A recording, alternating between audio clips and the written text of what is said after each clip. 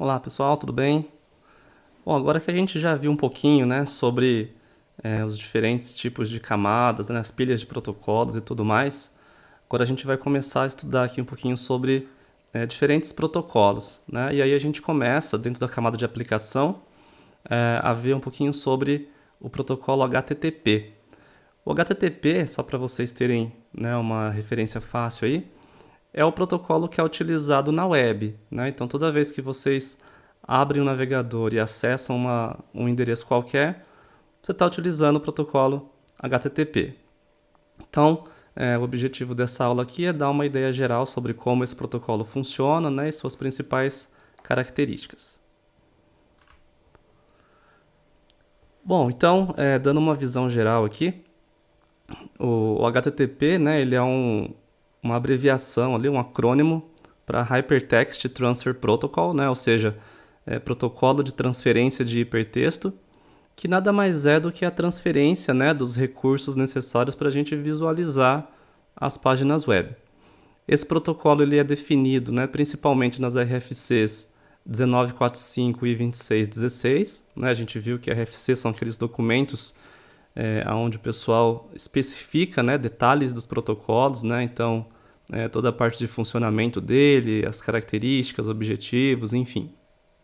E é um protocolo que trabalha na arquitetura cliente-servidor, ou seja, a gente vai ter aqui, ao utilizar o HTTP, a gente tem duas partes, né? Uma parte que a gente chama de cliente e a outra parte que a gente chama de servidor.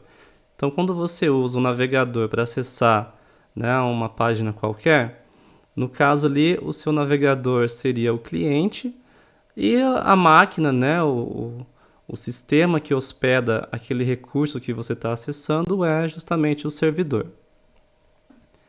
O HTTP, né, na camada de transporte, ou seja, como ele faz a transferência dos dados, né, como ele se comporta ali para transmitir a informação de um lado para o outro, ele utiliza o TCP. A gente vai ver um pouquinho mais sobre o TCP quando a gente entrar lá na parte de camada de transporte, né, mas já relacionando os dois aqui, então o HTTP utiliza o TCP como protocolo de transporte, né, na camada adjacente.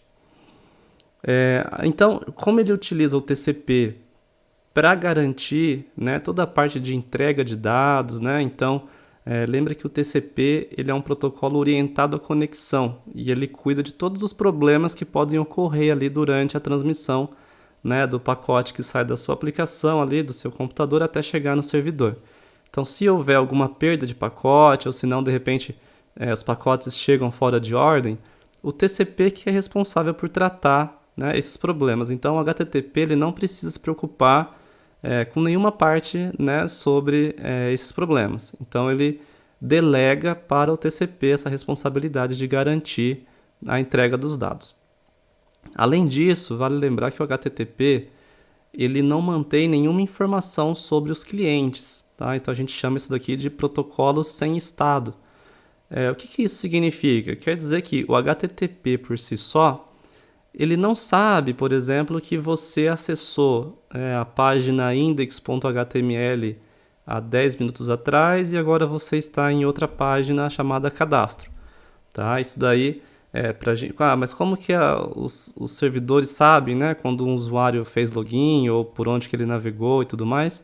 Isso daí são outros recursos que a gente usa junto com o HTTP e aí a gente vai ver um pouquinho mais sobre isso na próxima aula. Tá? Então, o protocolo HTTP, né, a implementação base dele, ela não tem nenhuma informação sobre os clientes. Então, se você pedir a página, né, index.html 3 vezes seguida, ele não sabe, né, ou para ele tanto faz se está vindo da mesma pessoa, da mesma máquina ou não, tá? Então ele vai atender cada requisição ali de forma independente.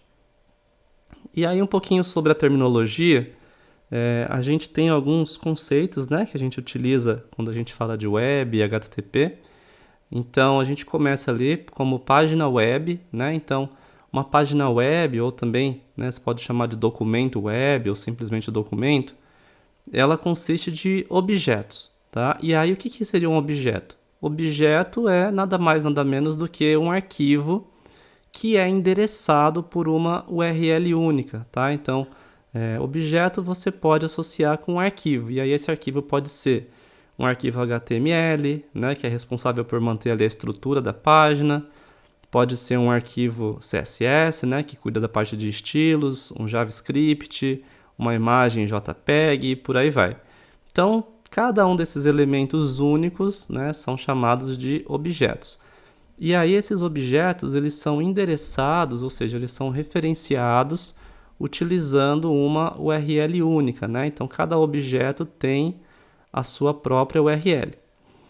A maioria das páginas web, né, que a gente encontra por aí, ela é formada então por um arquivo HTML base, né, que seria ali a parte da estruturação da página, né? Quem já viu um pouquinho sobre HTML sabe do que eu estou falando.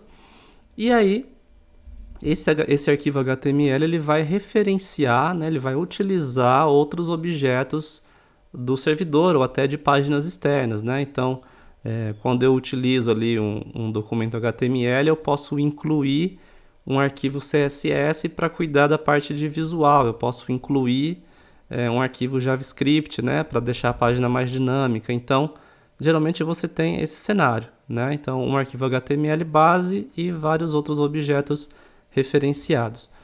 E aí, como eu havia comentado, cada um desses objetos ele, né, está armazenado, ele é representado por uma URL distinta, né? Então cada um tem a sua própria URL. E aí o que seria então essa URL, né? Caso vocês nunca tenham ouvido falar desse conceito ainda.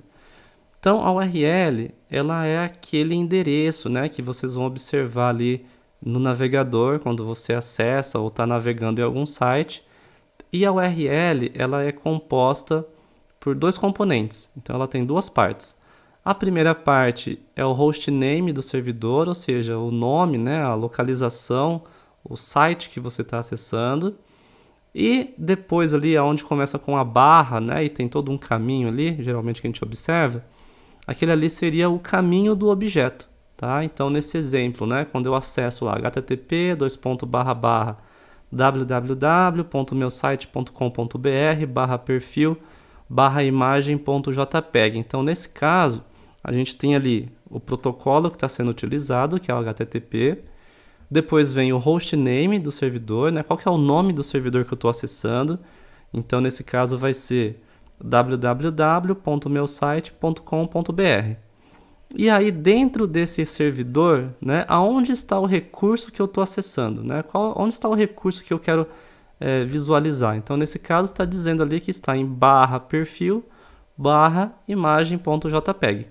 Então, quando você combina, né, esses dois componentes, você tem o que a gente chama de URL.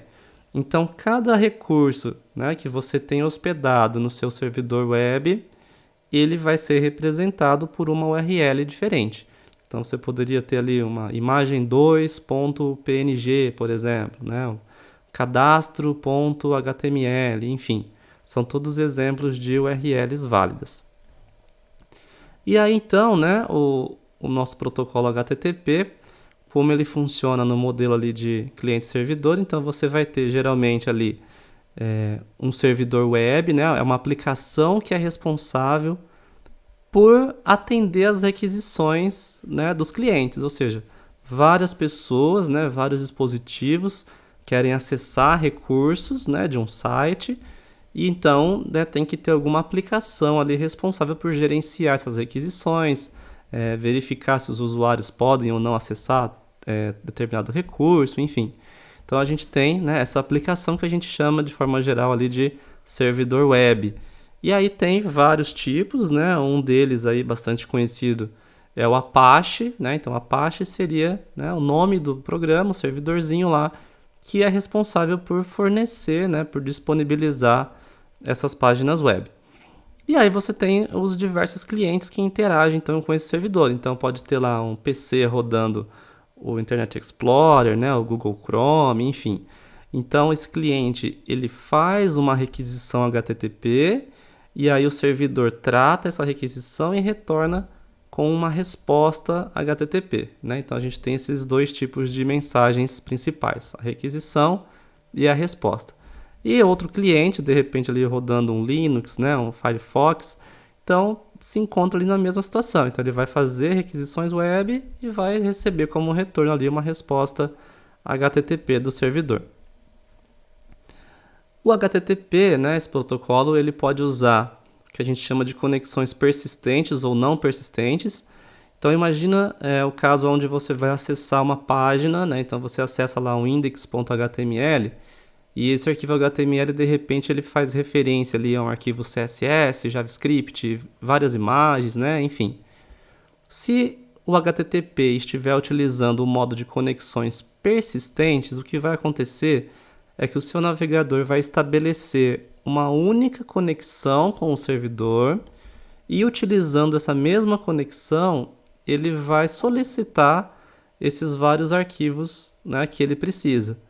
Então, lembrando que o HTTP utiliza o TCP como base, você vai realizar uma conexão TCP e a partir dela você vai adquirir todos aqueles objetos que você precisa.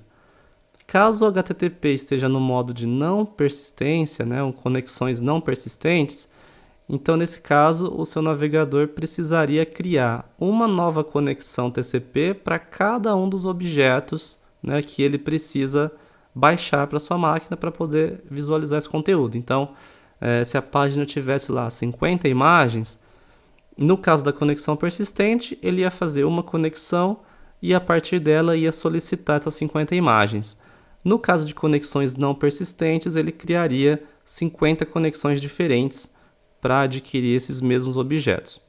Por padrão, o HTTP ele usa conexões persistentes, né? Então esse é o modo padrão dele de operação hoje.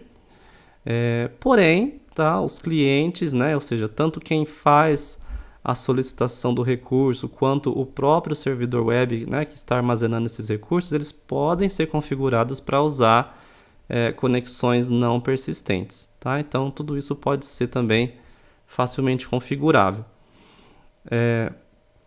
O HTTP ele tem algumas versões diferentes, tá? Hoje em dia, quando você interagir aí com algum servidor web, vocês vão observar que o mais comum é vocês utilizarem, né, ou visualizarem ali as conexões usando as versões 1.1 e a versão 2, né? Então, embora tenha ali versões mais antigas e também alguma versão mais recente já em andamento, mas essas são as mais comuns no dia a dia, né? O protocolo da versão 1.1 e a versão 2. E aí, quando a gente pega ali as mensagens HTTP, lembrando que a gente tem, né, mensagens de requisição e mensagens de resposta. Se você visualiza, né, o que está sendo feito ali, qual que é a conversa, né, como que o meu navegador conversa com o servidor. Então, a gente consegue observar esse modelinho aí que vocês estão vendo na tela de formato de mensagem, tá? Então, essa daqui seria uma mensagem de requisição. Então, quando o navegador precisa solicitar um recurso, né, para o servidor, ele vai mandar, né, uma mensagem, né? Lembra que protocolo nada mais é do que especifica, né, como que eu converso ali entre duas aplicações. Então, nesse caso do HTTP, olha, na primeira linha, a gente vai observar ali qual é o método HTTP que está sendo utilizado, tá? A gente vai ver também isso aí um pouquinho mais detalhes depois. Mas basicamente quando você acessa uma página e você quer adquirir um recurso, ele vai usar esse método GET, né, que está na primeira linha ali. Logo em seguida do GET, a gente vai ter qual é o caminho, né, do recurso que eu quero acessar. Então, nesse caso, eu estou dizendo, olha, eu quero acessar o recurso que está em /index.html. Então, dentro daquele servidor, eu quero acessar esse recurso aí, né? Seria aquela segunda parte da URL que eu defino nessa primeira linha. E logo ali, como terceiro componente da primeira linha, a gente tem a versão do protocolo. Então, ali eu estou dizendo que eu estou usando a versão 2 do HTTP. Na linha de baixo, né, segunda linha, começam os cabeçalhos, né? Então, são as propriedades, digamos assim, dessa mensagem que eu estou enviando para o servidor. Então, nesse caso, eu estou especificando ali que o nome do host, né, da onde eu vou pegar esse recurso /index.html, é example.com, tá? Esse é um site real, ele é usado justamente para vocês terem aí vários exemplos, né, um site de exemplo. Então, se você abrir o navegador e acessar lá example.com/index.html, você vai ver, né, o que tem lá de resultado. Essas duas linhas são as obrigatórias quando a gente fala ali de mensagem HTTP. Então eu preciso especificar qual é o recurso, né, o método, o recurso, a versão do HTTP e qual é o host, né, da onde eu vou adquirir aquele recurso. Dali para baixo, né, são outros cabeçalhos, né, que a gente geralmente observa quando usa um navegador, por exemplo.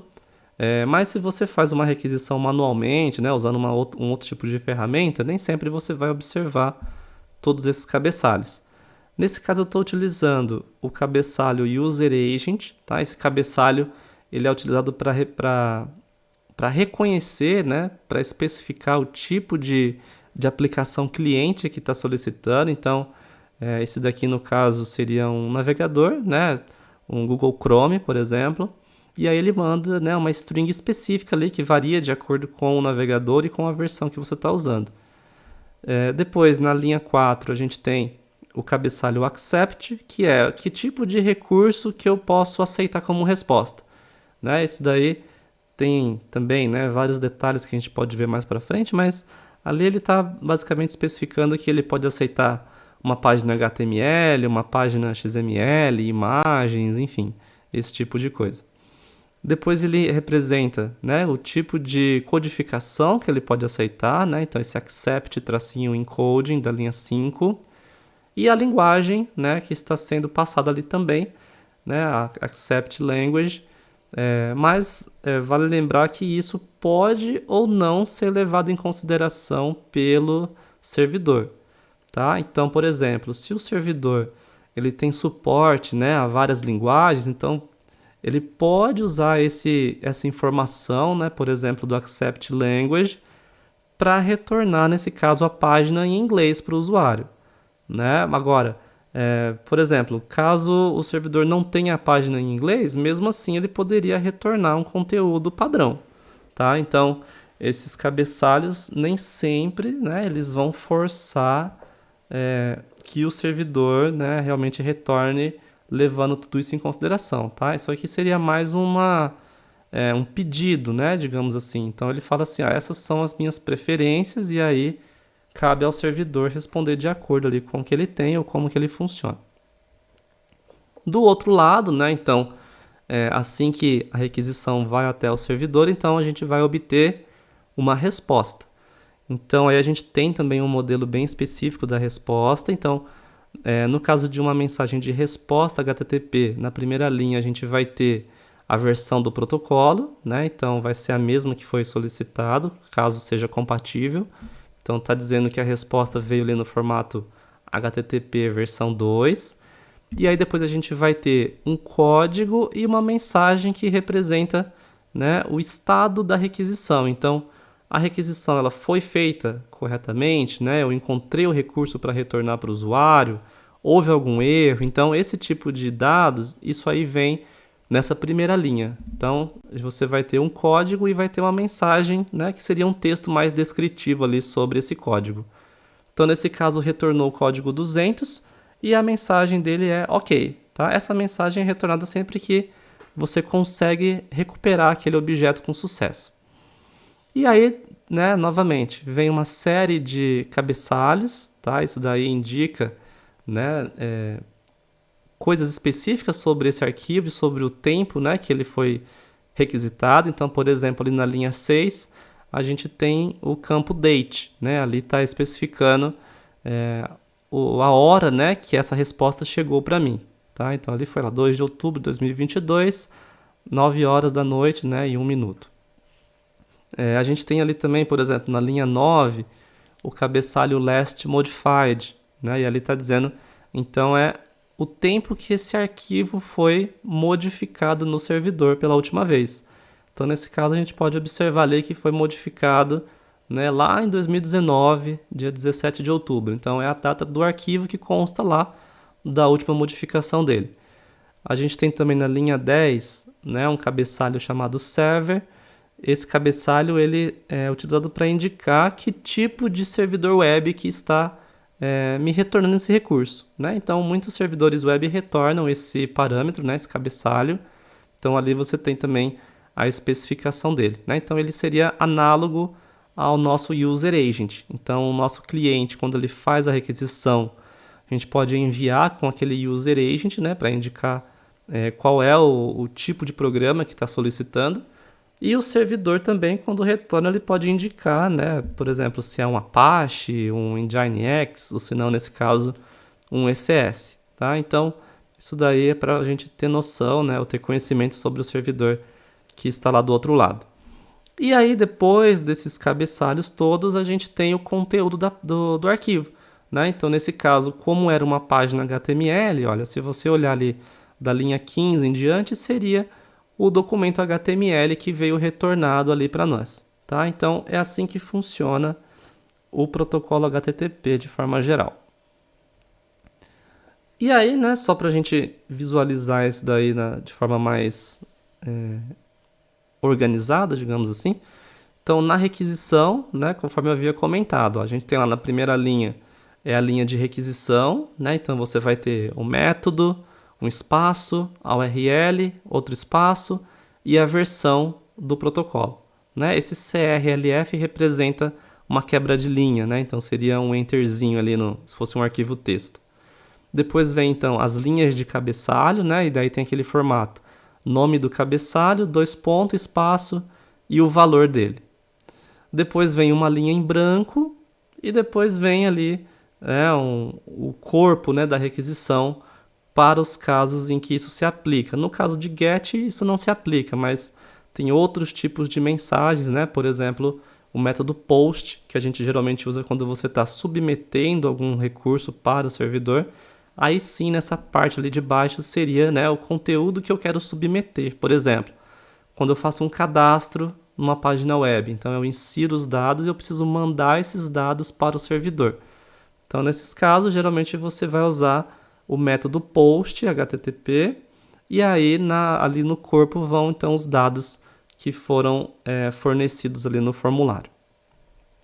E na resposta, então, a gente tem na primeira linha, né, essa linha de status, né, que seria qual foi o resultado da minha requisição. Então, ali logo no início vem a versão, espaço, código do status, espaço, a frase relacionada a esse status. Embaixo vem os cabeçalhos e depois, né, uma linha em branca e o recurso, né, a informação que veio do servidor. Em relação a esses códigos de status, né, então conforme eu já adiantei um pouquinho, eles servem para representar ali, para nos dizer qual foi a situação, né? Então, o que aconteceu? Como que o servidor está me respondendo depois de eu ter feito aquela requisição? Então, isso aí é representado por um código numérico de 3 dígitos, né? E logo na frente vem uma frase descritiva. Então, tudo isso também está definido lá nas RFCs, mas também vocês podem encontrar aí em qualquer página, né? Dá um Google HTTP, status code, que vocês vão observar ali já uma listinha sobre os diferentes tipos. Só para exemplificar aqui alguns, tá? Não são todos, isso aqui é uma parcela bem pequena, na verdade. Então a gente tem, né, no caso do exemplo ali foi o 200, ok. Então, mensagem de código 200, palavra ali, frase associada a esse código, ok, quer dizer que a requisição foi bem sucedida e a informação está presente ali na resposta, né? Então, no nosso exemplo veio o arquivo HTML. Tem outro tipo também, né, bastante visto, que é o 301, que é o Moved Permanently, ou seja, o recurso foi movido permanentemente. Imagina que eu tinha uma página, né, vamos lá, meusite.com.br, e aí eu estou mudando, agora vai se chamar lá novosite.com. Então, né, para facilitar ali para os meus usuários, né, nessa adaptação, eu faço, né, essa movimentação. Então eu deixo lá no servidor antigo essa configuração para que toda vez que o usuário acessar aquele site antigo, ele é redirecionado para a página nova, né? Então, esse código 301 ele vai geralmente ser observado ali nessas situações, né? Quando eu quero indicar esse novo local que o usuário precisa acessar. Quando você faz a interação com o servidor web, né, com um site pelo navegador, o seu navegador, a hora que ele recebe esse novo tipo de mensagem, né, esse 301, ele automaticamente já faz uma nova requisição para a nova localização ali do objeto. Então, quando você faz a primeira requisição, o servidor vai retornar esse código 301 e ele vai retornar um cabeçalho chamado location, onde esse cabeçalho contém o novo endereço daquele recurso, tá? O novo endereço que o site quer que você se dirija. Então, o seu navegador, quando recebe isso, ele vai usar essa informação para já te redirecionar para aquela nova localização. A gente tem também o 404, né, que é o not found. Então, tentei acessar um recurso que não existe, né, não existe naquele servidor. Então, geralmente é esse código aí que vocês vão ter como resposta, né, o 404. A gente tem também o código 400, por exemplo, que é o bad request, né? Então, durante lá a minha requisição, pode ser que eu tenha colocado um caractere inválido ou não coloquei ali o host, né? Deixei faltando alguma informação e coisas do tipo. Então, quando, né, ocorre um erro genérico lá no servidor, então não soube tratar minha requisição. Ele vai me retornar uma mensagem com o código 400, tá? Que seria esse bad request. E a gente tem ali também, para exemplificar, o código 505, né? Que é o erro de versão. Então pode ser que você tentou, por exemplo, mandou uma requisição HTTP versão 2, só que o servidor ele é um pouquinho antigo, então ele não tem suporte a essa versão, ele parou ali na 1.1. Então, nesse caso, ele vai te retornar, né, essa mensagem dizendo que ele não suporta aquela versão HTTP. Tá? E aí cabe ao navegador ou à aplicação que está fazendo a requisição tratar isso. Então, pode ser que a aplicação, quando ela recebe essa resposta, ela vai, então, fazer uma nova, só que usando uma versão diferente. Tá? Então, aí vai depender de como a aplicação se comporta, mas o importante é que o servidor deixou isso bem claro, né? Que ele não suporta aquela versão específica que foi passada para ele. Bem, então a gente tem, né, a gente viu nessa aula os principais conceitos sobre o HTTP, tá? E aí na próxima aula a gente vai ver um pouquinho na prática o que a gente pode usar ali de programinhas, né, de uma forma de interagir com esses servidores HTTP. Tudo bem? Então até a próxima.